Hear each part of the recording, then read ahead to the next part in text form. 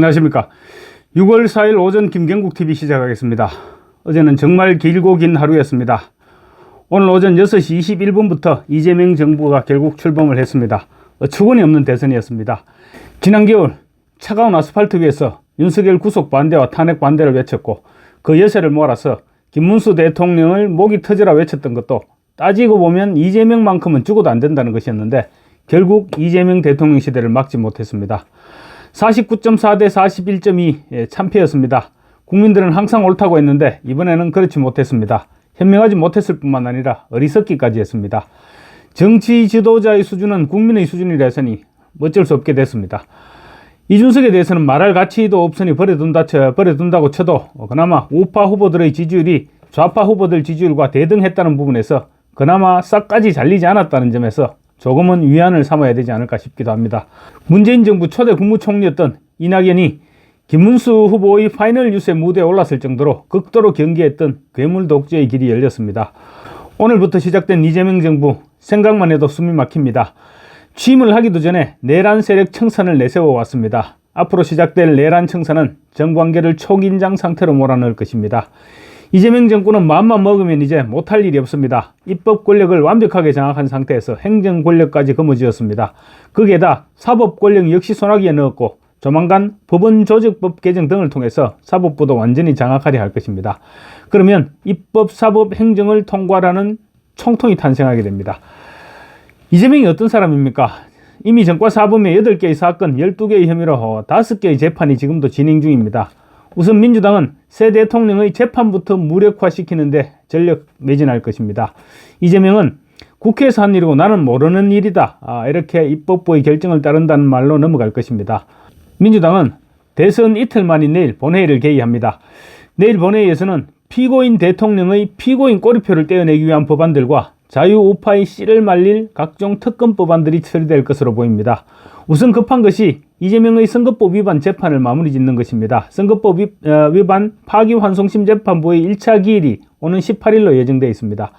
대법원에서 유죄 취지로 파기환송시켰기 때문에 사실은 고민할 내용이 없는 재판입니다. 형량만 결정해서 선고를 하면 됩니다. 2차 기일을 다시 잡을 필요도 없는 그런 재판입니다. 재판부가 형량을 선고하고 재상고를 하게 되면 대법원에서 최종 결정을 선고하면 끝나는 일입니다. 그런데 문제는 이제 피고인이 대통령이라는 점입니다. 지금까지의 사법부의 행태를 볼 때 파기환송심 재판부나 대법원이 대통령의 눈치를 보지 않을 수 없을 것입니다. 예상컨대 사법부에서는 새 국무회의가 진용을 갖출 때까지 재판을 가급적 지연시킬 것이고 그 사이에 민주당은 선거법을 개정해서 문제가 된 허위사실 공표죄 가운데 행위 부분을 삭제할 것입니다. 대통령이 거부권을 행사하지 않고 국무회의에서 공표하면 바로 시행이 됩니다. 그러면 이재명의 선거법 위반은 없었던 일이 됩니다. 그리고 나머지 재판들은 형사소송법 개정을 통해서 클리어시킬 것입니다. 대통령 당선 시 재판을 중지시키는 내용으로 형사소송법 개정을 지금 이미 준비해둔 상태입니다. 선거법 위반 항소심에서 벌금 150만 원을 선고받은 부인 김혜경 씨에 대해서도 대법원이 어떤 결정을 내릴지 지켜볼 일입니다. 여하간 새 대통령의 과거는 그렇게 지워나갈 것입니다. 문제는 거기서 그치지 않을 것이라는 점입니다. 대통령 임기가 끝나고 다시 중단된 재판이 시작된다는 것을 참을 수 없을 것입니다. 절대 그냥 그대로 두지 않을 것입니다. 그때부터 상황이 복잡해질 것이고 입법, 사법, 행정을 장악한 무소불위의 권력이 어떤 극단으로 치닫게 될지는 지금으로서는 아무도 예상할 수 없습니다. 앞으로 매일매일 엄청난 뉴스들이 터져나올 것입니다. 문제는 이런 횡포에 저항할 야당이 갈팡질팡하고 있다는 것입니다. 보수 정당의 대수술이 필요한데 가능성은 높지 않아 보입니다. 내년 6월이면 전국 동시지방선거가 실시됩니다. 이재명 정부 1년이 국민들에게 어떤 인상을 심어주게 될지는 벌써부터 짐작할 수 있습니다. 정말로 잘하기를 바라지만 내란 청산을 제1과제로 내세우는 정권에 큰 기대를 걸 수는 없지 않을까 싶습니다. 그럼에도 불구하고 현재의 국민의힘으로는 내년 지방선거를 크게 기대할 수 없을 것 같습니다. 포기하고 말 것이 아니라면 새 출발을 해야 되는데 만만치 않습니다. 국민의힘에 이제 더 이상 미련을 가져서는 안 될 것 같습니다. 과감하게 해체하든지 아니면 해체 수준의 재창당을 해야 합니다. 새 출발을 해야 됩니다. 이미 고쳐서 쓸 단계는 지나도 한참 지난 것 같습니다. 완전히 새롭게 새 출발해야 됩니다. 의석수에 연연할 필요도 없습니다. 어차피 이재명 정부가 하는 일을 막을 수도 없습니다. 그런데 마치 대선 패배를 기다렸다는 듯이 벌써 당권 싸움이 시작됐습니다. 지방선거 공천권이 달려있기 때문입니다. 당장 전당대회를 열어서 새 지도부를 구성할 것인지, 아니면 비대위 체제로 내년 지방선거까지 갈 것인지를 둘러싼 그 갈등부터 시작될 것입니다. 당권 경쟁은 한동훈 대 비한동훈으로 모아지지 않을까 그렇게 예상됩니다. 한동훈계는 이미 한동훈이라는 구심점과 또 지난 전당대회에서 보여준 40%대의 당원 지지라는 실체가 있습니다. 그렇지만 비한동훈계는 아직 이렇다 할 구심점이 없습니다. 그런데 원내 의석은 결속력이 떨어지기는 하지만 어쨌든 친윤계가 압도하고 있습니다. 복잡한 싸움이 시작될 수밖에 없습니다.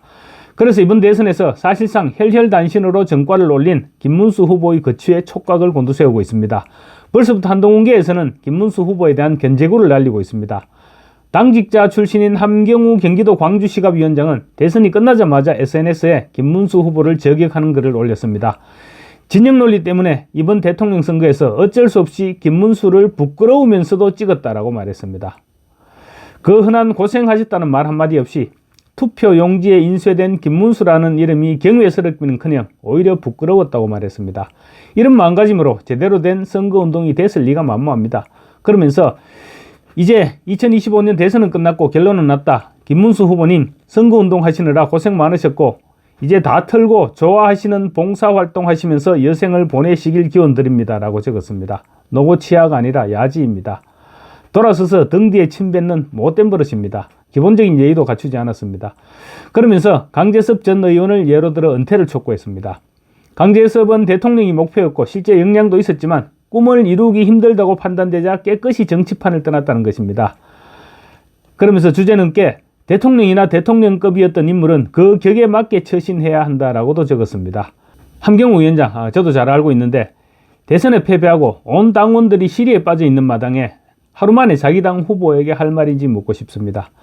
한동훈 전 대표 역시 마찬가지입니다. 대선 때는 온갖 핑계로 선대위에 합류하지 않더니 패배하기가 무섭게 국민들께서 불법계엄과 불법계엄 세력을 옹호한 구태 정치에 대한 단호한 퇴장 명령을 내리신 것이라 생각한다라고 페이스북에 글을 올렸습니다.